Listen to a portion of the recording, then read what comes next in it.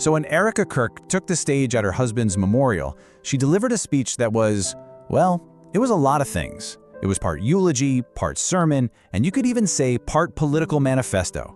We're going to break down the key themes of this really powerful address, looking at how it goes from a deeply personal story of grief to a huge national call to action. Let's get into it. Erica Kirk kicked off her speech with this one single verse from the book of Isaiah. She pointed right to this moment when Charlie Kirk said, "Send me," at a faith event back in 2023, as the one that really set the course for the entire final chapter of his life. And for her, this wasn't just some quote. She framed it as something deeply prophetic. She even recalled telling him backstage that a complete surrender to God like that, well, it carries some immense power. As she put it, when you say use me, God is going to take you up on that.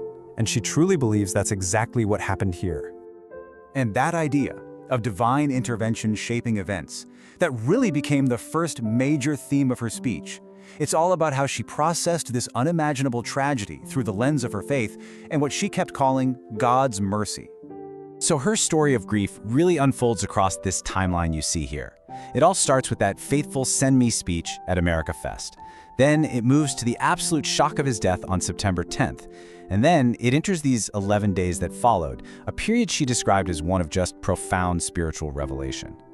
She then shared this incredibly personal moment from the hospital. In the middle of all the shock and the horror, while she was identifying her husband's body, she said she noticed something completely unexpected. What did she see? The faintest smile on his lips. Now for her, this was not a small detail. This was a direct sign from God. She called it a great mercy that told her his passing was instant and that he did not suffer. But that sense of divine mercy, it didn't just stay a private comfort for her.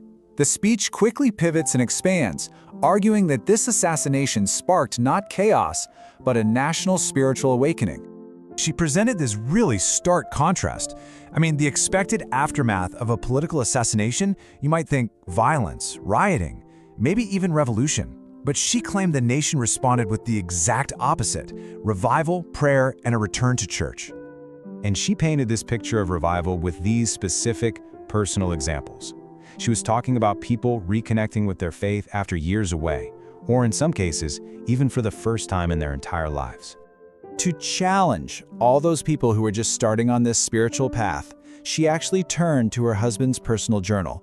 She shared his own words, that every single choice you make, it leaves a mark on your soul. And her challenge extended to existing believers too. She gave them a new duty: to shepherd these new converts and to water the seeds of their faith. She argued that this vulnerable period is exactly when they would be most tempted to fall away. This whole idea of nurturing a community of faith then broadens out into a blueprint for society itself. And it all starts with her vision for the family. Using her own marriage as the model, she laid out this very specific vision for what she called true manhood, defining what she saw as the core responsibilities of a Christian husband. So her challenge to men was really fourfold. First, lead in order to serve. She talked about how Charlie would ask how he could serve her. Second, be a strong protector. Third, unify with your wife as one flesh. And fourth, you've got to act as the spiritual head of the home. And for her vision of manhood, she presented a matching set of roles and virtues for women. She framed them as these essential counterparts in the family unit. She challenged women to be virtuous, and she described their strength as being found in God's design for them. This included being the family's guardian and encourager, prioritizing motherhood as their single most important ministry, and creating a home that really serves as a sanctuary from the outside world.